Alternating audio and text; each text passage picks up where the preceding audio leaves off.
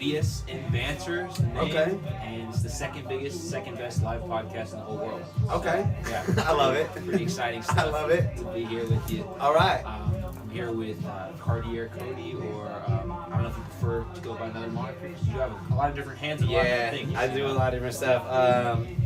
Cody's cool. Cody? Yeah, just Cody. But Absolutely. for everyone watching, it's Cartier Cody, aka the Wavy Dad, World's Waviest Dad. Big best coach shit. They already know what it is. Yes, sir. So, kind of the main reason that I want to talk to you, I had met you, I think maybe a month or two ago, out here in your shop. Your shop you own? Yeah, it's my store, Best Coast Vintage. Well, formerly Best Coast Vintage, now Best Coast Trading. Best Coast Trading. Yeah, I rebranded. Took the vintage out of it and made it a little bit more, kind of more broad. Right. Vintage is kind of like a little bit more niche. It's a key term, but it's also like one of those things that can turn people off. So I want people to shop with me. So Yeah. I want to appeal to as many people as possible. So It's a marketing decision, you know? it was, yeah. Absolutely. And it was a good one. Mhm. It was a good one. People like the rebrand. My friends who are designers are the ones that were like, I saw what you did. I like it. Nice. When Hell yeah. designers tell you stuff like that, you're like, all right, cool. I wouldn't Cool. even think about that. Like, honestly, like for me, Mhm. I see vintage and I'm like, oh, cool, thrift shop. I see trading and I'm like, are they selling pots and pans? Like, I don't really. It could be anything, a trading company. But I guess for people in the know, Yeah. Well, I That's kind like of a good stole term. the idea a little bit from like Crossroads and Crossroads. Freestyle, because Okay. they're also like clothing exchanges is the way that they label it, because they're not necessarily a thrift store because they do buy sell trade, but it is secondhand clothing. So it's one of those things. Let me skip this. It's one of those things where it's still working. where I tried to kind of take that same formula and just apply it in my style, a little bit more like punk rock, a little bit cooler, Punk rock. a little bit less corporate. You know, I'm an artist and a musician and all that stuff too, so I can only make it so the edges have to be rough. You know what I mean? Because that's what defines things. You know, is the rough edges. So. Right, the contrast. Exactly, and people like it too. That's what I've found is that people like that real life experience. You walk in and it's not like snooty. Probably smells like weed. You know what I mean? It does Smells like weed. Yeah. There's rap music playing and shit. People are like, yo, this is kind of tight. I could buy ill clothes here too. I'm like, yeah. I got all a day. book here, so I got books and video games. Oh yeah, I got everything. My grandparents were hoarders, and so it's one of those things where I caught the bug really early. My mom took me to a lot of antique stores, flea markets, thrift stores, stuff like that. So I caught the bug really early, and like as I went through life, it made me. I wanted to do this forever, Yeah. and so now I'm doing it. I'm like, all right, this is kind of tight. Right. It's definitely. I feel like that's a good way to describe thrift is like hoarding with a purpose. You know, like you're helping others buy your hoarding, whereas you're not. It's more of a giving mindset rather than That's mine. That's what I'm on now. I did the me mindset for a long time, Right. and it doesn't work. It gets you only so far, and then you hit a brick wall. And at one point, you have to like realize that you have to pass whatever the blessing is that you currently have. You have to pass on in order to receive the new blessing. So it's like I try to keep that like spiritual mentality on a lot of stuff that I do, and that's why even with my pricing and just how I do stuff, like I'm like fuck it, like shoot me $5-10, like I don't care. Like at the end of the day, if it's something that's super crazy, yeah, like I gotta get closer to market on certain things, but even then I try to always keep things fair. Oh yeah. You know, It's a really great shop. I guess like we had a great conversation, and while we were talking, I had noticed that you had some like your music up on the wall. Mhm. That had made me like go ahead and check that out. I really like the stuff. The one that I was listening to was called the one in Japan is like something in Osaka. yeah, the Great Wave. The Great Wave. The Great Wave is the project. Shout out my guy Noisy, aka Helly Hansen, all the way out in Nagasaki City, Hell Japan, bro. So Hell yeah. that's my dog. Yeah, Raining in Nagasaki. Raining in Nagasaki. Yeah, Is we're that the gonna. name of the song? We're actually gonna shoot a video for that. Oh yeah. Yeah, we have a crazy concept for the video because he's in Japan. Yeah. You know, he's never been here. I've never been there. We linked on like some. Shout out my guy Pocket the Plug. My guy Pocket the Plug out in Paris. Okay. He's like he has a big hip hop platform that he does out there. So he hosted a project that I did with my guy Graf, I believe. And then from there, that opened up a lot of relationships, bro. So I met Noisy through there. We're gonna do the video's crazy. Yeah. So I'm gonna tell you, just skip this. Sure, I quit paying for YouTube ads. I quit paying for YouTube Premium. And now I'm really about to start paying again. Yeah, this is your music in the background. Yeah, I'm like, fuck this commercial, bro. This is a good project. Shout out my guy Graf. So this is the one you were just talking about, not the one in Japan. Correct. Yeah, this is the first collaborative project that I ever did. I think I want to say this is the first collaborative where it's like me and the producer, fully produced by them, their name on the release and all that stuff. Because a lot of times you just see like the song, and it's like the producer has credits, but they're not in the title. Yeah, I agree with that. I like doing the collaborative because one, it does help the reach of the total project, but also it's like then everybody's getting their equal kind of shine. Absolutely. And producers are overshined by artists a lot of times when a lot of artists wouldn't be where they're at without their producers. And the producers carry a lot of good artists. Right. Sorry, good producers carry a lot of shitty artists through. So big shout out to all the producers out there. Y'all are absolutely vital to what we do. And I got a lot of homies that are producers too, so it's one of those things where you gotta share the shine. Absolutely. I was gonna say something, but you kind of said the same thing I was gonna say, where it's like, a good producer it's definitely overshined a lot, and they're carrying a lot of people. Yep. A good producer can make or break the song. You can have great bars and then shit beat. Right. It's not really gonna be working. Right, and so well. you can have vice versa, and it can be great. Yeah, right. So it's like it's a weird dynamic between the two, but I think it's just like it's the stage appeal factor, right? The producer's not on there like rapping and like putting the emotion on. So when you see somebody, you're like, okay, that's his song. Yeah, but the producer might have put even more work into it. And also, arguably, the producer actually will capture more emotion because the thing is you can listen to that song. You could not speak that language, and you could listen to that song and you can hear the emotion in the production. You don't have to understand the words, but you can feel. It's like if you listen to a Japanese jazz song from the 80s or from the 70s, you're like, I don't know what they're saying, but I can feel it like in the music. That it's like,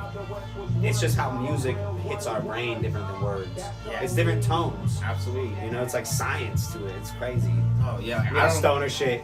I don't understand it myself, but like I heard it said before that like a good composition, good production is gonna take you through a range of emotions. Oh yeah. And that's just by itself there. And obviously once you add like voice and you can see the artist, it's gonna take to a whole new level. Absolutely. But yeah, I love you said that. Skipping commercials every 5 seconds. I know what I'm gonna do actually is I'm just gonna bring this right here.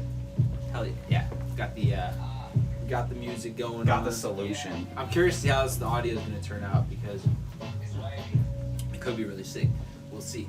Oh, we're gonna have to upgrade the microphone eventually. I have some microphones. People can give me microphones. They're like, "Oh, you're just on the phone," and I'm like, "You can get the little clip ones." Yeah, right. See, those are the ones. You get the little receiver. Little clip.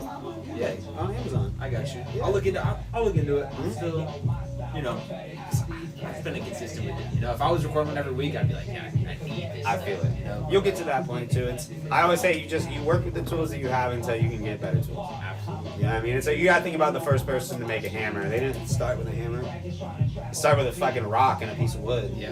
So this rock is a little bit better. Yeah, I gotta chip this one away, and then I gotta use this. So it's like you gotta build from the foundation. But a lot of people don't build from foundation. And if you're not fucking up all the time in the beginning and you're not having shitty quality, not saying that, well, I'm just saying if you don't have those initial things in the beginning, because I'm sure you've had things in the past where you're like, fuck, like this came out terribly. And you have to have those because it teaches you how to move through the things. It's like, if you don't stub your toe a couple times, you're never going to mind the corner. Hell yeah. So it's like you gotta be willing to do that. You have to be through to find. You have to 100% be willing to make every mistake. You gotta be willing to make every mistake. As long as it's not costing you your life or your limbs, you know what I mean? You have to be. It could cost you everything that you think is important besides your life, your limbs, and your family. Yep. Those things. Everything else in life is replaceable. Right. Well, in the end, like you're gonna have nothing at the end, right? You just leave, come with nothing, you leave with nothing. Right. I've been watching this. I don't know. I've been obsessed with this one video. And the guy, he's a motivational guy. Just like everything. Life is always about giving because at the end, you got nothing, right? Right. You got the people you surround yourself with, but you can't hold on to it when you go. Right. Right. So The only thing you leave is the impact. impact, right? You know, and it's like you can make the choice of what impact you want to leave. Do you want to be the person that like always just is here, or do you want to be the person that's like willing to open and be? You have to be giving in a sense, because it's like if we've all been selfish and there's times to be selfish. Absolutely. You know, there's times where you have to be selfish just to preserve and to maintain yourself. But when you get to a point that you've preserved and maintained for so long, then you have an abundance, and it's like the cup overfills. And if your cup's overfilling and it's not going into other cups, it's a waste. Right. You know, it's one of those things that just, I think super metaphorically all the time, bro. I can't. I like it. I feel like Action Bronson or fucking some shit like that. I love that. You know, you gotta think in metaphors though, because that's like what connects with me. That's how I, you know, being descriptive and those things like that. It's because I've met people in my life that like I had to learn how to break things down to, because they come from environments where they don't necessarily understand like complexities. So you have to break things down to like it's like a bag of weed, you know, or it's like a pair of shoes, right. or it's like anything like that, you know. So metaphors are crazy too. I mean, shit, you could be smart as hell. Like, man, there's like this famous philosopher. I'm not even gonna try to say his name because I'm gonna say the wrong one. But he's like, you know, you're only as smart, and if you can explain things to someone who doesn't know things, that's what makes you really smart. Yeah, like all of your knowledge, if you can't share it with other people, it's basically worthless. What's the point of knowing everything if you can't communicate it? Right. There's no point in knowing a lot and not being able to communicate. You know, I'd rather know less and have good communication skills and be able to learn more than to think that I know all and not be able to take in new information.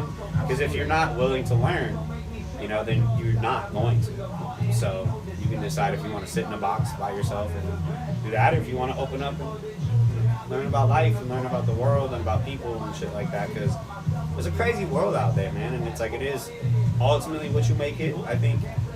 You know, and it's just, I believe in butterfly effect. Yeah. I believe in divine timing. I believe in certain things like that. A little spiritual, not religious, but you know what I mean? Whatever Big it is ups. to you, you know? Yeah. Yeah. I'm talking about this video again, but let's go back to Yeah, for sure. let's go back to like been in music. How long have you been doing music for? What got you into it? Like, talk about that journey. I've been doing music since I recorded my first song when I was probably a sophomore in high school on a Mac computer with a built-in microphone on GarageBand. I always wanted to be a rapper though, because my stepdad, big shout out my stepdad FT, he had a recording studio. I watched him when I was young build out a recording studio, get like a team of artists together to do this project. I actually have it in the display case. There's a copy of it. There's a copy of the project over here behind the thing. And it was called Shell Shock Records Volume 1. And seeing that process, and then like hearing the music and seeing the building phase, the outcome, that was one of my first concerts I ever went to after that. And they opened up for E40. So I was like really young when I got exposed to that side, like the live performance. I was like, this shit's so cool, bro. And then as I got older, it made me like, I don't know, somehow I got shifted into this thing where I wanted to be an artist so bad, like, that I just did whatever it took.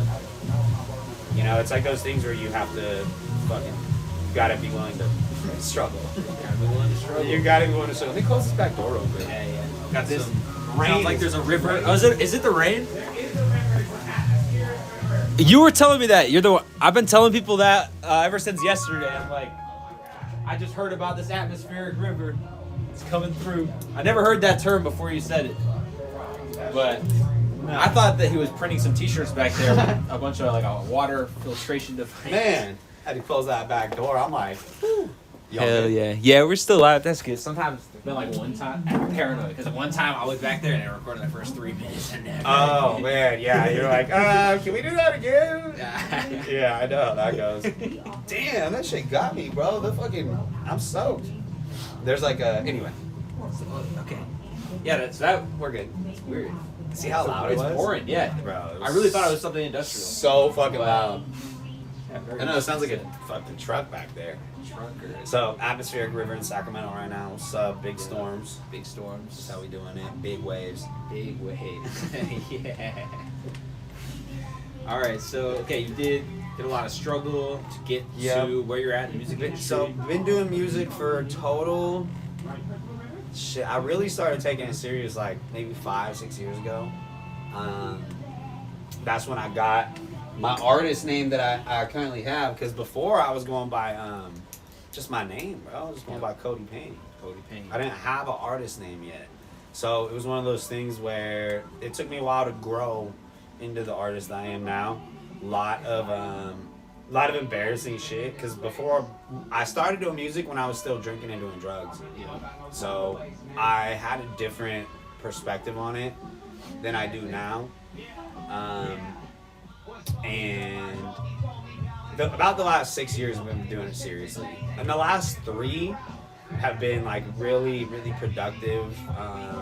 I started doing the collaborative projects like maybe 2 years ago, and that really helped with like the reach. It's also helped, kind of with the networking, because people that I've worked with have now worked with artists from out here, so it helps build that network. The whole my main like umbrella that I run all my other stuff under is like community effort. Yeah. So community effort is my main, like that's the main business, that's the LLC. So that's what everything. Oh, that's the name of it. That's not just okay. Yeah, that's community effort is like. What's a good name? Yeah, so it's. I think everyone can get behind community effort. Well, it's one of those things everybody understands it. Yeah. Like right when you say it, you're like, oh, okay, it makes sense. I said it out loud one time in like a conversation, and I was like, it's community effort, bro. We all gotta work to make this shit happen. And as soon as I said it, I was like, oh, okay. So then I applied it into the music, really. And now we're doing like the live at Best Coast and we're doing things like that. So I saw you post about that. You want to talk about it at all? Because I don't really know too much about it. Yeah. So what we do is every last Sunday of the month, almost every last Sunday of the month, we were supposed to do a New Year's show, but we postponed it to January 26th. So we do a live rap show basically in here. So we move all the racks to the back, clear all this stuff out, put up a bunch of chairs, get live band. We have 3 artists. Could be local, could be out of town. As it builds, I think we'll start to have some more big names that might want to start popping up, because as people start seeing it, we just did the first one last month, and then we just started dropping the clips and all the footage and stuff for it. Yeah, and it's been doing really well. Got a lot of good traffic. So y'all make sure you go check that at Community Effort, at the Wavy Dad. You can honestly, there's like 5 different collabs on it. Big shout out Bub, Capital Connection. Big shout out the sponsors. Big shout out the band, the crew, everybody that's involved with that. It's definitely a community effort. You said live band, like live band, yeah. How does that work? You got like a drummer, you got a bass. We got a drummer, we got a bass player, we got a keyboard player. They have the artist songs like a month in advance, and then we do like in studio. We'll do rehearsals in here. So then the artists come in, the band comes in, we do a full rehearsal like a week before, and then day of we do another rehearsal. So thankfully the way I structured it is the artist comes up, they do an acapella to open it up, you know what I mean, and show that they can rap. That's the biggest thing, is that I've gone to a lot of rap shows, I've hosted shows, I've performed at shows where motherfuckers can't rap. They can't rap, they don't know their lyrics, they don't know their timing, they got no stage presence, so they're just relying on their song to play in the background, and then they kind of ad-lib and do shit over. It's trash. I feel like guys, especially when they even got the words in the background, like it's one thing if you just got the beat, and I understand that you can have a full live band, everything. Right. But if the words that you're saying in your recording are louder than the words you're saying in the mic. Right. Now there is times for it. So it's like for me, I use Like, I go in the studio, I sit down with my engineer, and I'm like, hey, so we're gonna drop the vocal, we're gonna drop all the main vocals, Right. we're gonna leave the ad-libs, right, so that it helps me make sure that I'm where I need to be. Yeah. No, Because sometimes I might forget a lyric. Yeah. You know what I mean? It happens, and I'm like, oh shit, okay, yeah, I know where I'm at. Yeah. Also, too, is like I put little pockets in there because I'm like, I have asthma too, so I'm an asthmatic rapper. So I'm like, I gotta fucking have little pockets in there where I can like put the mic down real quick and breathe, you know, and do one of these like and then get back into it. So I've learned how to kind of structure that. But yeah, the performance tracks are super important. So we have the acapella. We have 3 performance tracks for the artist, and then the last song is with the live band. So that way it's a little bit less work for the So band. it's 5 songs total. 5 songs total. Okay. Yeah. That's awesome. Yeah, so it is fairly a short set. It comes out to like maybe like 15, 20 minutes total with like the Q&A that I do after the performance. I do a Q&A with the artist. Q&A every time right after, or you do performance, Every time. and then Q&A. Everything. So Right after the performance ends, I'll just like walk from the back, grab a microphone, do a Q&A with them, and then we'll run a little bit of music, get the next artist ready, and then just go from there, you know, and do it that way. And it's been impactful. I see the vision. Yeah, the vision is crazy. Like I said, big shout out Bub from Capital Connection, because he's the one that I put all the visual side in his hands, because he's he's the GOAT when it comes to video stuff in Sacramento. So I'm probably out of frame, but give me 1 sec. He's the GOAT when it comes to visuals in Sacramento. So I've worked with him for a lot of years doing different stuff, and he was the only person that I could think that would capture the vision the way that I thought it should be captured.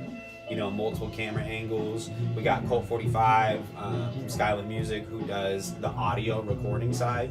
So there's like full audio recording in here so that we can break everything down, and like we could release them as a live in-store EP. Right. Which people don't really do like live hip hop albums anymore. Right. They used to be really common. So it's just one of those things where the art has changed. Yeah. You know, it's a lot easier to be a rapper now. In the sense of like anybody can download a fucking an app, anybody can download a beat, and then There's less barrier of money to enter. Exactly. Which is great. Yes, Exposes it's more great, people, but then you it's have also different bad Yeah. because it's like any other market that gets flooded. Then when there's too much of something, the demand is lower, so it makes it harder for other artists. But if you a true artist and you really are down there just like stick it out and grind through and like do your own thing and not worry about what other people are doing, then you're going to already stand out from the crowd because you're different. If you don't follow a trend, you're not part of the trend. You're automatically the outlier, which in turn is the coolest thing to be. You know, it's ultimately the coolest thing to be, I think, is the outlier. So, you know, I think as artists, you really have to respect that, you know, and like kind of own up to your. As artists, we're weird. Like we have like this doubt in ourselves, and like a lot of artists have the imposter syndrome type shit. So you got to push past all that other shit and just focus on creating the best art that you can. You know, and ultimately it's not up to you. That's the hardest thing for artists to accept, is ultimately it's not up to you. It's up to the world, you know, and you have to be unafraid to put shit out to the world and let the world eat it up. You can't control it once it's out there. You can't control it once it's out there. It's one of those things where your best song might not be your best song for 10 years. You know, it might not pop for 10 years. All of a sudden, somebody hears it, boom, one time, it gets put on a playlist, gets played one place, and then all of a sudden that song's a hit. Like that, the joint from Stranger Things. Yep. Oh, Or yeah. whatever. That shit's from like the 80s. Nobody gave a fuck about that song back then. Right. That Running Up the Hill song, but now Yeah. it's fucking everywhere, you know? So it's like the prime example of just It's the right create. people at the right time. Right. Divine timing, dude. Divine timing might be 10 years, 20 years from now. You might not know, but it's the fact that you put the thing out. Creating art is planting seeds. That's all you're doing. You're just planting seeds. And in it, you're also expressing the things that you have to get out. but you're planting a seed that maybe somebody will see in the future and they'll be inspired to plant the next seed. That's how it like Goes back to the giving. Yeah. it's crazy, bro. It all spins back. It's crazy. Hell yeah. That was a great tangent. I be having tangents, bro. No, that's good, man. I can I stick will with it. go on a tangent. Gotta roll with the punches a little bit. So we were talking about the shows you're putting on here, the way you got started in music, how, yeah, right, okay. So talk about music, talk about this. Do you have your hand in any other types of art besides music making and are you printing shirts? Right? The print stuff. So I do like digital design. Like I do graphic design. I do clothing. I'm also a clothing designer. So I also have multiple clothing brands that I kind of just do little stuff here and there with. I do cut and sew also. So I do like I haven't been doing as much cut and sew lately, but it's definitely something that I need to get back into doing more of. But I try to do all kinds of different creative mediums. You know, you can't put yourself in a box as an artist or just as an individual. You know, Absolutely. so you gotta be willing to try shit. You might try something and be like, oh, this is cool. I like this a lot. That's how I was with sewing. You know, found out I could sew well. Hell yeah. I'm like, fuck it. Do you like stab yourself a lot, or you got one of those little things? No, so thankfully I'm past hand sewing. Okay. I'm past hand sewing, and now I do pretty much full machine, like full cut and sew. Like I'll make a jacket or I'll make a pair of pants or something like that. And you're breaking down old pieces to make Right. ones. I'm taking an old form, basically just a pair of pants or an old jacket, completely cut everything down, and then make it into something new. You know, so a lot of replacing fabrics and you know stuff like that, but it's cool. So I try to do a lot of different shit. I got to. I think it's great to just, like you said, try everything, find what you're good at, what you like, and you know, try and jump off from there. Yeah. Absolutely. So you do some designing. We're talking about like producing music live. You tried your hand at producing? And, like, what do you think about the producing? the first little project that I ever made on that fucking Mac way back in the day, I produced like 2 of the songs, and looking back they were probably ass, bro, but like I still did it. Yep. So I got a little bit of production, you know, a little bit. So I'm since sure then- I leave it to the people that are good at it, bro. I have my hand in a lot of other stuff, so maybe one day I'll buy a beat pad and I'll just start fucking with it. If something cool comes out, then you know. But for now, I gotta get my sewing machine back in action. You know, that's the one that I'm really like. I really want to start focusing on. It's just a lot of time. Right. You know, it's really labor intensive, so it's just fucking. It'll take hours and hours and hours. And then come to find out I did it wrong. I've done that shit. I'm like, fuck, this is inside out. Right. I have to completely undo a whole bunch of shit, redo it. Super frustrating. One thing I find whenever I make a mistake like that, where you do a lot of work, is I usually don't make the same mistake twice. If like I'm like, oh, that was the worst thing ever, the whole day lost. But Yeah. At least I'm not. You know. Well, there's valuable lessons. Yeah. You know, and it's I tell like a lot of the young homies and like people that I'm around, like you got sometimes those lessons, like losing a day is a small price to pay. You know, losing $50 to learn a lesson is a small price to pay. You know, so I always try to keep that in mind. I'm big on silver lining. I had to. It's like things I had to learn like when I got sober. You know, so I'm almost 3 years sober. In April, I'll be 3 years sober from like drugs and alcohol. We still smoking big bang, but fat. You know what I mean? But that's completely different. But yeah, so there's a lot of stuff that I have to just break things down to make sense to me. Hell yeah. Do you want to talk about like your sobriety at all? Is that something you like talking about? I'm always open to talk about it. I think talking about it is important because there's always people that haven't started the journey. There's people that have started the journey but have stumbled and have fallen down a couple times, and that's part of it. You know, the biggest thing that I always say about sobriety is it's the classic. It's day by day. You know, you have to. I don't know what I'm gonna do every morning when I wake up. You know, I don't know what's in store for my day. There's one thing on my list of things that I know I'm not doing every day. You know what I mean? And I'm not going backwards. Absolutely. So that's on my list of shit I'm not doing. Every day, it's on the top of that list. I don't know what's on my to-do. I know what's on my do-not. Hell yeah. So I just move accordingly. You know, it's like I tell my friends that are getting into early sobriety, it's like I was teaching my daughter about using a knife recently in the kitchen, right? And I again, metaphors. You know, it's like you gotta respect that blade that's right there, because the blade has no respect for you. It's inanimate. It's there, but it doesn't care what your finger. It doesn't care. Right.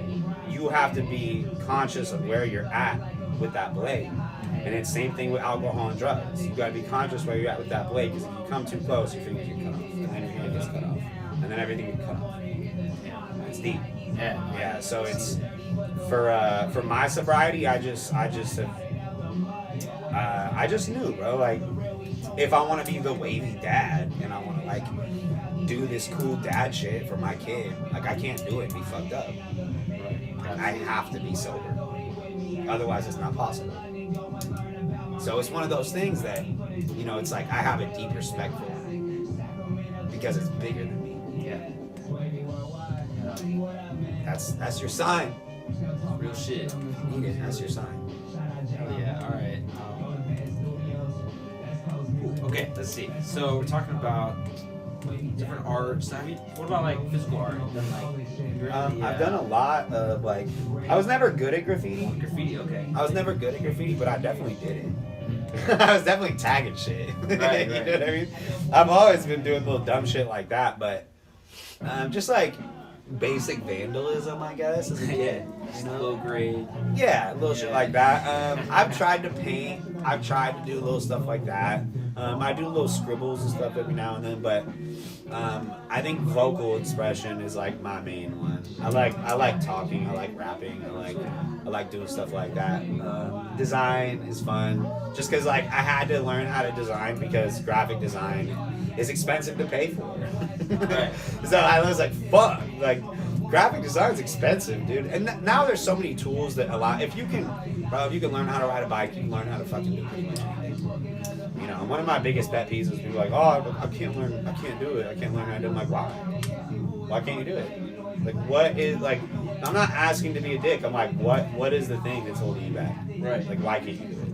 I want to know. Because sometimes just saying it out loud, you're like, oh, that's the thing. I didn't think about it like that. So, yeah. Yeah, absolutely. I think talking about any kind of struggles you're going through always ends up helping. Yeah, especially as men, Right. you know, we're naturally prideful. We'll hold shit in. Yeah, we'll fucking suffer in silence forever. Right. So, and I still do that to an extent, but you know, it's I've gotten better about being vocal. About, you know, communication is important, but communication and not just with others, but you know how you communicate with yourself is also really, really important. So, you know, it's like I tell people all the time, like, be more confident. You know, even if we all have our flaws, dude. Nobody's paying that close of attention to you. If they are, they got no fucking life. Right. You know, so it's like you should honestly feel bad for them more than anything because they haven't found their place yet. Right. You know, and we just pray they find their place. Yeah. Because we all have one. I think generally, you suffer more in imagination than you do in reality. Right. That's yes. Yeah, that makes a lot of sense. I don't know. I've never heard that before. I heard it somewhere.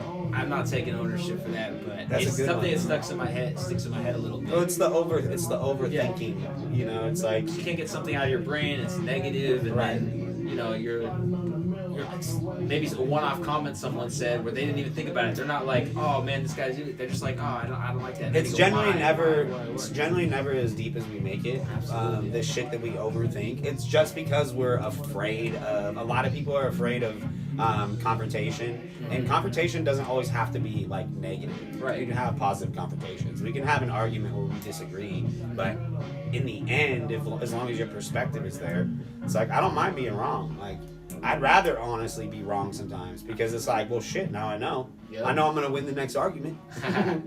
You feel me? Oh, I know now. Yeah. For sure. Trust me, I already got embarrassed last time. I got this. So it's that type of thing. Let's see, do you have like a favorite song right now? Kind of a left turn question, but My favorite song right now, I like in your do. head or I do. It's called ASAP Chauncey. A$AP. That ASAP Chauncey by Hit Boy and Big Hit. That shit goes crazy, bro. That's my joint right now.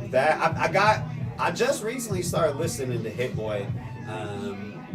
I heard about him after he did like the Nas projects. I know he did some stuff with Nipsey early on, and yeah, man, that's what I've been on lately. I try not to listen to too much other music though, especially because I'm working on my album right now. So I have an album coming out next year. Next year. Yeah, Early? June 1st. June? Oh, you got a date. Yeah, Thrift Store Dope Boy 2. I like that. I Yeah, like how so you have the it's- date way out too. Got A to. lot of people be like next month and it's really like 3 months. Yeah, you gotta, well, because also it creates urgency for the people and it creates urgency for yourself. You know, like I have to put myself in somewhat of a deadline because then it puts the pressure on me. And I work well under pressure, you know, because it's like, then I'm like, all right, it's crunch time and you really gotta get in the studio. You gotta make sure everything's where it needs to be, you know, and also too, if you don't have that, then you have to have your album done like a couple months at least before it has to be done, mastered, finished, uploaded to whatever the DSP platform or whatever your publisher is. So it's got to be uploaded already, so that way people can pre-save, pre-order. It starts showing your numbers. When it releases, you're already in the algorithm. You know, and sadly the algorithm is God in today's world. So it's if you're not feeding the algorithm, you know, it's like paying tithe almost, bro. It's nutty. Right. But it's one of those things where you got to feed the algorithm. So you also want to build the hype with your people, you know, and like being more prepared as an artist is super important because we can like just fucking free ball whatever, dude. But if you want to have the right impact, I think, you know, it's like a preparation, proper preparation prevents poor performance. You know, so it's like that applies to all aspects of things. It's even just putting on the right sweater when you leave the house. Yep. Fuck, I wore a wool sweater and it's 85 degrees today. I should have wore a t-shirt. You weren't prepared, dog. That's all it was. You didn't take a second to think. Yep. You know, so I try to just... I learned that the music thing about being more prepared with the music from a couple of the youngsters that I just had on Live at Best Coast. So big shout out Germ. Germ Deezy was really the one who was like really strategic with the dropping and Blackheart and Yums all really strategic with how they are doing their drops and their little moves. So stuff like that, you know, I've always been like more punk rock with it. I'm like, fuck it, I don't care if one person knows. Guess what? It just dropped. Yep. Like they'll catch it later. Yep. The time will come back around where, you know, even if it's 5 years later, dude, that shit might pop. You know, and then it's like, cool, you know, I'll still be working on something new. Then that light from back then shines onto what you're doing now. And sometimes there's no light on what you're doing, you know, and it's again, that timing shit is everything. So, you know, I be getting spiritual, bro. I feel it, man. I be getting mad spiritual in this bitch. Right. It's interesting you mentioned Germ Deezy. I had met him a couple of years back. I was trying to message him about maybe interviewing him, but he's a really cool guy. Does he still say this thing? Because I was like, hey, why are you called Germ? And he's like, it's because you know how hand sanitizer kills 99.9% of all germs? I'm that 0.1%. Dude. I haven't heard him say that, but it sounds like That's some what he shit said that the Germ first would time. say. First time I met him, that's what he said. That sounds like some fly shit Germ would say. Yeah, no, he said it much more eloquently than I Right. Yeah, he said it a million times. That's why he's like, I already got it down. I got the spiel. Yeah. He knows the pitch. As soon as he said that, I was like, okay, we're gonna pay attention to you. Yeah, Germ's a rock star, man. He, I'm proud of that kid. He's grown a lot in the time that I've known him, and even people that I know vouch that he's a rock star. So Hell yeah. you know, he's got a bright future. Every time I see him, you know, I tell all the youngsters the same thing, man. Be smart. You know, somebody told me at one point that I was at a pivotal point in my life, and with the choices that I made were going to define my future. And I didn't really listen to that. I didn't take heed to that. I don't have any regrets in the path that I took because it led us to this. So, but I do tell people to be conscious, you know, of the things you're doing. So especially for youngsters, you know, if you're in your early 20s and shit like that, man, just like think smart. The world's different. Drugs are different. Shit's different. You know, so it's not like it used to be where you can just fuck around and no, it's all good. Like I can do too much coke. No, bro. Like there's fentanyl and shit now. You know, so it's like you got to be really conscious. You know, and when it comes to shit like that, like when it comes to drugs and drinking and partying and shit like that, like I'll be the first one to tell you those people aren't your fucking friends. You know what I mean? So those are acquaintances that make excuses to do the same shit that you're doing. You know, and you will find the rare ones in there that you'll be friends with forever. But I can say from experience, the vast majority of those people don't give a fuck about you. So everybody's out for the same thing, bro. And that's, you know, ultimately at the end of the day, it's money. Yeah, money. So Feel heed good that experience. heed the call. You know what I mean? I always try to speak to the listener, you know, because you never know who's gonna listen. You never know when they might be driving, hear this shit out the corner of their ear and be like, damn, yeah, that makes sense. Absolutely. You know, so I always like having something on the background that, yeah, you know, like 'cause my mind, the way my mind works, I just sit down and like listen to something. I'm probably not retaining a lot of it or watching the video. If it's in the Depends on background, what I'll it tune is. in and out. Like I'm like, Yeah. oh yeah, that was great, and then I'll go on a time tangent in my brain. And then Yeah. I'll tune back. I have to in and out. rewind back. Yeah. Rewind back 45 seconds. Yeah, exactly. What did he say? Yeah, exactly. Let me catch that again. Yeah. When you think about like who's influenced like the art you make, who would you point to? Man, Slug from Atmosphere is probably one of my biggest musical influences. Just because like early on I got a Warped Tour compilation CD and it had, I think, Trying to Find a Balance on it. And I heard that song and it like opened my eyes to this whole other world of rap that was different from what was on TV and the mainstream shit that I was hearing. And it was like I was hearing rap. And then that was my first introduction to like hip hop. Okay. Yeah, and it fucking changed my life. Interesting.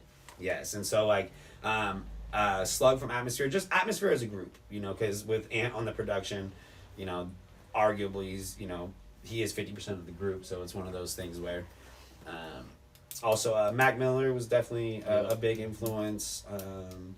Mac Dre was a big influence too. I listened to, you know, growing up out here too, because I lived in Washington. I'm from out here. Yep. I was born in Woodland. Okay, born in Woodland. Yep, and then I lived all around this little area, Sacramento, outlying little areas. But then I moved to Merced. Mm-hmm. Then I moved to Washington, and I was in Washington until like, I don't know, maybe my freshman year of high school, and then like ran away. Went and did like, I was hitchhiking and living on the street and traveling and shit like that, hella young, like 14, 15, living on the sidewalk in San Francisco, you know, and then found myself back out this way. I was out in the country, like out in the cuts in Lincoln, and then made my way back out to Sac over the years, and just, it's been a journey, bro. It's been a wild ride so far. So, hell yeah. Going back to what you said, like learning about the distinction between rap and hip hop, can you like dive into like what you kind of see for anyone who wouldn't know? Yeah, there's kind of like there's the mainstream shit that you see that's just like what record labels put a lot of money behind, you know, and then there's like the true art that is made by the people that don't have a lot of the, you know, it's just like well, okay, so I'll say it like this, it's like you could look at two different music videos and see clearly, like in old rap videos it was like the really flashy, flossy, like all that shit. Not to say that hip-hop videos didn't have that too, but it was just like there was a more emotional side to like this darker side of hip-hop that I personally at the time hadn't heard. So for me it was like, oh, this is like speaking to my emotion, right? You know, this is like speaking to the sad side of me.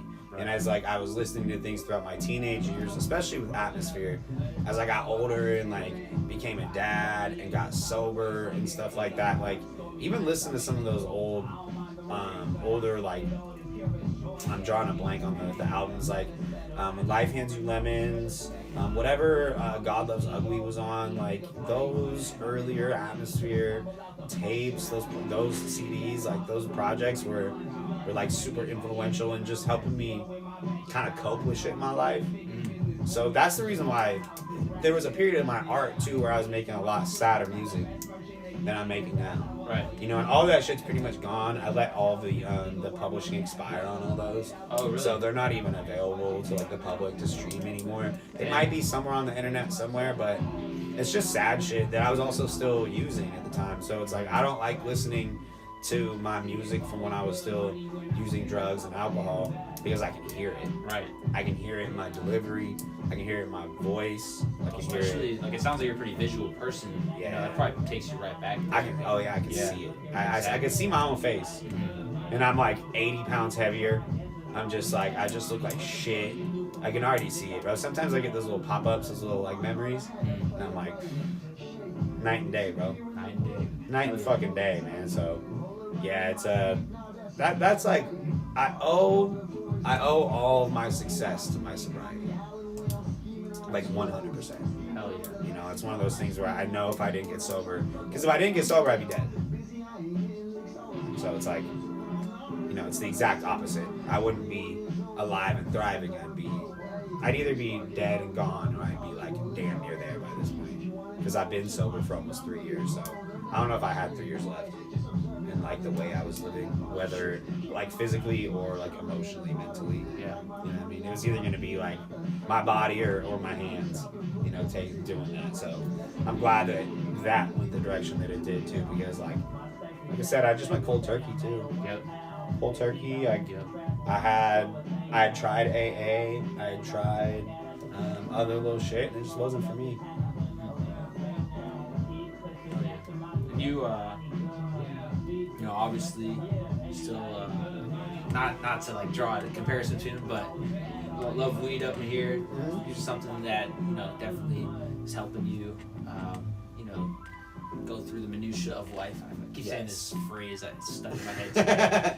It's a good phrase. It's a good phrase. I feel like it's stuck somewhere. You heard it. Like I gotta use it. Gotta get it out. I gotta That's how I use it. do anything. Like it's like I'll have one word or a phrase. Oh yeah. And then I'll hate it that I'm saying it. And Yeah. then I'll like that I'm saying it. And then I'll never say it again. Well, then when the opportunity presents itself and you know the term, right. it's I'm like so familiar. sometimes with it. that's the word for it, Yeah. and it's like That's what trying it to stop is. myself. Yeah, the weed is, you know, I've always smoked weed, so it's like I've been a fucking stoner since I was a kid, bro. And weed didn't negatively impact my life. Yep. You know, I wasn't gonna lose custody of my kid or potentially my life because of weed. Absolutely. You know, alcohol and cocaine was the shit that was doing that. So Right. weed is one of those things where some days I barely smoke, bro. Some days if I'm super busy, I'll smoke a bowl throughout the day. Right. Some days I'll roll an eighth in one wood. Yep. Fuck it. How do you feel about edibles versus? I love edibles. Yep. I love edibles because I used to do a lot of psychedelics, and I don't dabble with the psychedelics anymore. I'm off everything that's not weed. Yep. Weed and caffeine. Caffeine. You know what I mean? Those are the only two like stimulants that I'll really get. And nicotine. Yeah. Yeah, you know. So those are the three. So I'm not like dead sober. I'm not one of those people where you could say I'm California sober, but I don't use psychedelics. So it's just weed is one of those things where Helps. it helps, yeah. And like sometimes like just smoking a joint, just like there's an argument behind it, you know, but I think the results of what I do kind of speak for themselves. You know, weed's one of those things that still helps. Like pretty much everybody smokes weed, bro. It's 2024. Let's call it 2024. We're in Sacramento, California. That's right. We're 2 weeks away. Capital city of California. It's the city of trees. What's up with it, bro? What we do for you right now? Real fast. What you need, G? Oh no, I was just checking in and be here. We Is it still like Yeah, go to bed stuff? No, sir. We right in the middle of the interview too, bro. Oh. How's Yeah. it going? Oh my bad. I just saw the store open. I just thought Yeah. I was coming to check out the clothes. And stuff. Yeah, if you want to check the racks, though, you're more than welcome. Check the other racks right there. I don't have like crazy prices on anything right No, I now, wasn't. but Yeah, I was just looking like. yeah, for sure. I remember my guys used to be the go to bed people used to run this. Yeah, no, So, I rent from. It used to be go to bed, but now they run the restaurant. Yeah, so they got the restaurant up the street with the dollar tacos. Yes, sir. Hell yeah. Hey, you welcome, man. God bless. God bless. Live interview. Yeah. Yeah. You never know. People walk in. That's right. That's Things life. happen. That's it. Oh yeah. So going back to what we were talking about, like I feel like I'm thinking about this a lot. Like life is, you know, about the meaning you give it to. Like a lot of people are wondering, like, hey, what is the meaning of life? Especially when you're struggling, you're like, dang, dude, like life, man, and like, why am I even here? And you know, it's really about like, it's instead of asking the question of life, man, what's the meaning? It's see, I keep going back to this video I've been watching. Life is asking you the question, man. Like, Right. what is the meaning of life? Is what life is asking you. So it's kind of up to you to answer it. So like for me, I think a lot about like, like there's certain you have to meet a certain threshold. You know, you gotta find the things that you need in order to be the person you want to be. You know, like For sure. so like whatever that is, everyone's got some things that are needs and then wants, desires, and everything above that. So, you know, like it all kind of ties into that. Like your day-to-day life, you gotta decide kind of the things you're doing are serving you or if they're not. You know, so Well, a lot of life is perception. yeah, it's all It's it's all perception. the saying that somebody that I heard that stuck with me is like life is 10% what happens and 90% how you handle those things. Ooh, And I like that. it's definitely true because I mean you can break your leg and you can sit in your fucking bed for 6 months. You can break your leg and you can be moving and grooving in 2 weeks. It's up to you. You know, it's like yeah, you're gonna have to move differently. And you're gonna have to adjust to the temporary restraints that you have. But life, no matter what you're doing in your life, there's always a temporary restraint somewhere. Yeah. Whether it's financial, physical, mental, spiritual, there's something that's holding you back. You have to be willing to be wrong. You have to be willing to say, I don't fucking know.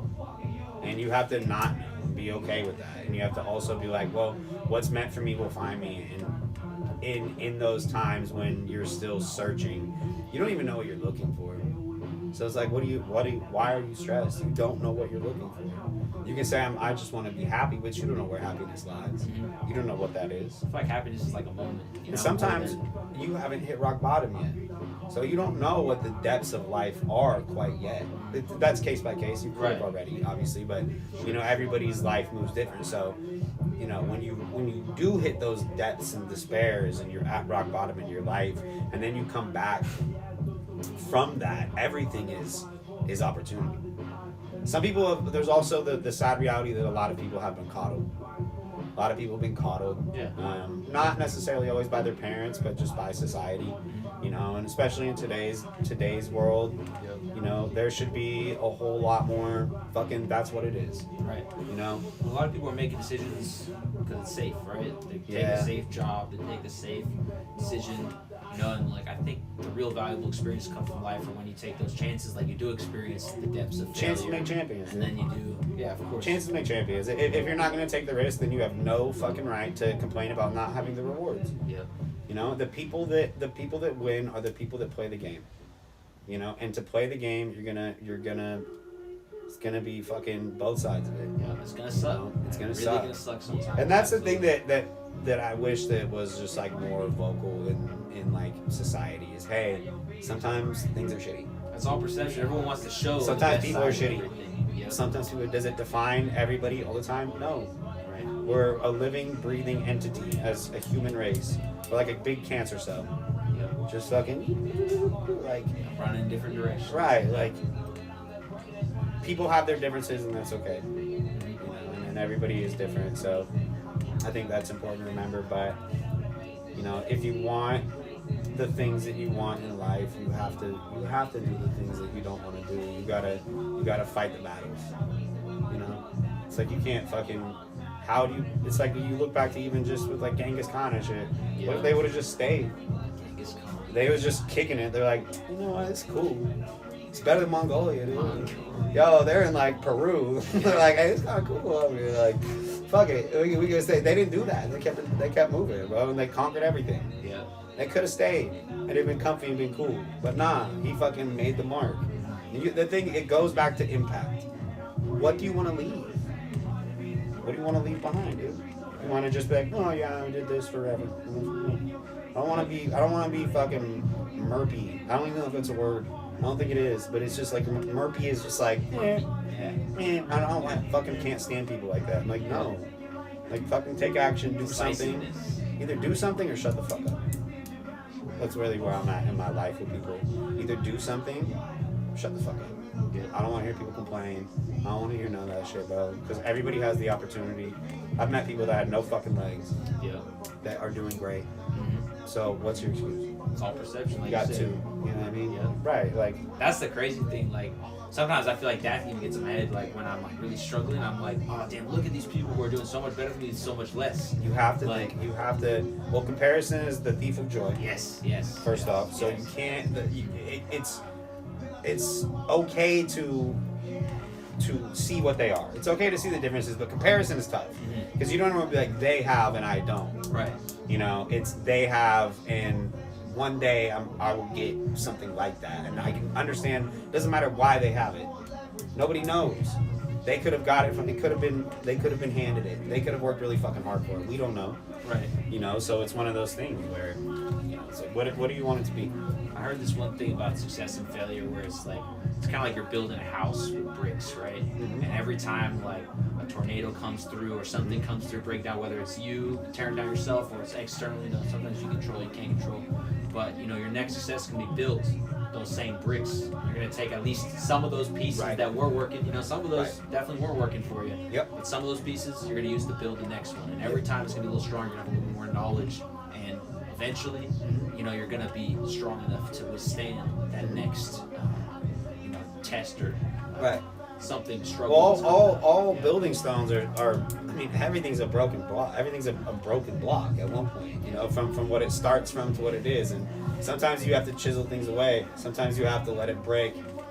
You know, and it might break, and it might fit perfect in the spot where it's supposed to at the end. You know, so it's like, again, yes, there is fucking.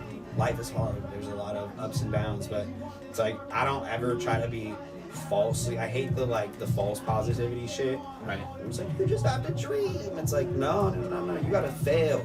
Yeah. You gotta fail. You also have Keep to failing until you fucking succeed.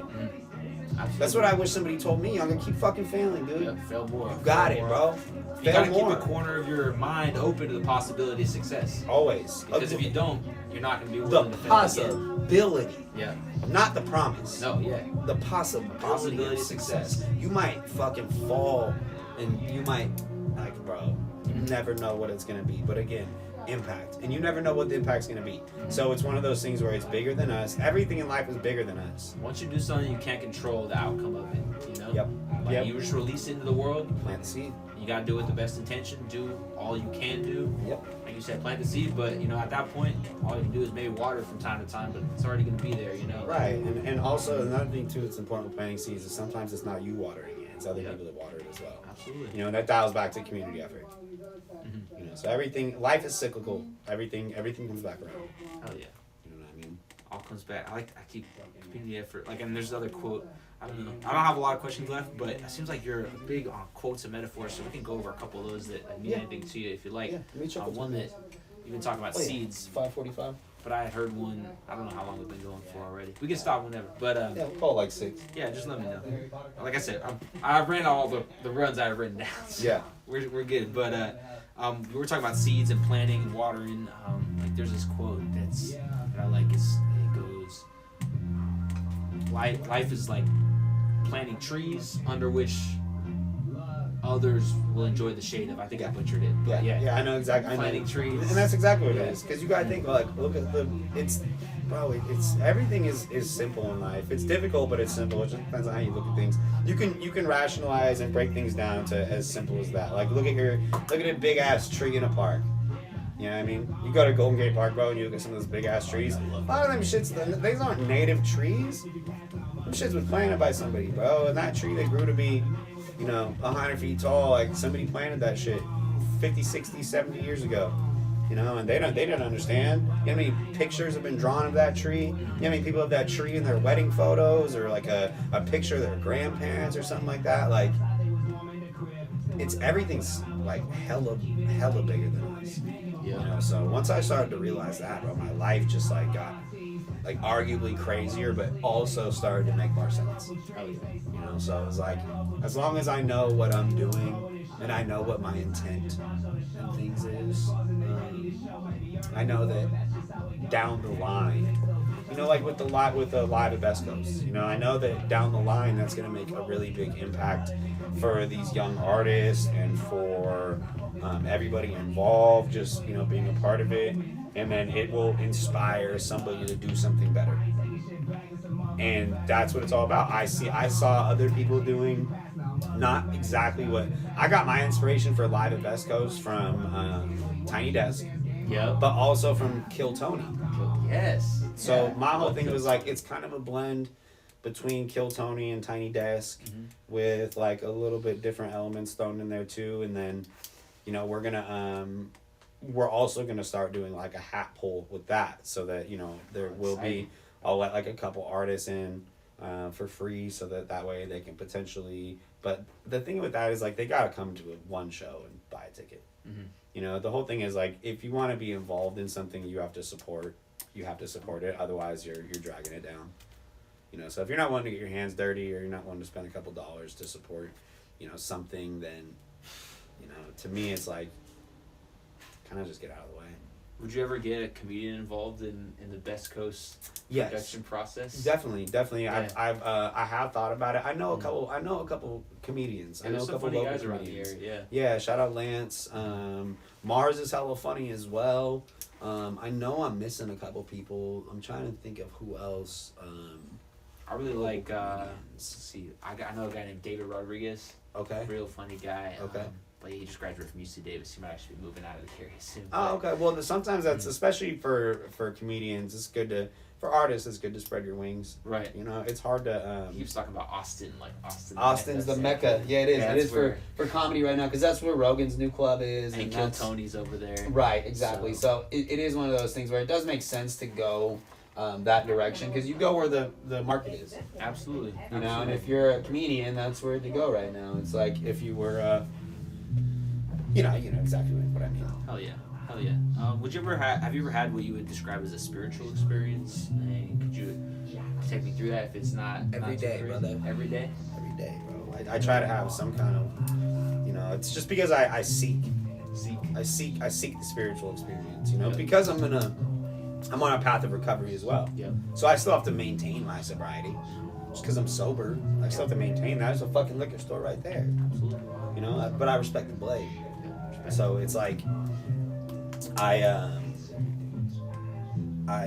have spiritual. I always there's the opportunity to see a lot, if you look for it. So yeah, there's times when I have, like, I would consider a spiritual moment. Like, my most profound one was like when I smoked DMT right before I got sober. Yeah. Yeah, I the last time I did DMT was like the catalyst to my sobriety, because during my trip there was like, I'll never forget, bro. There was just a period of time where I could see outwards, and there was this like, the way I can describe it was like a city. It was like a big crystal city that I couldn't get to, and there was just a voice that was like, you're not ready yet.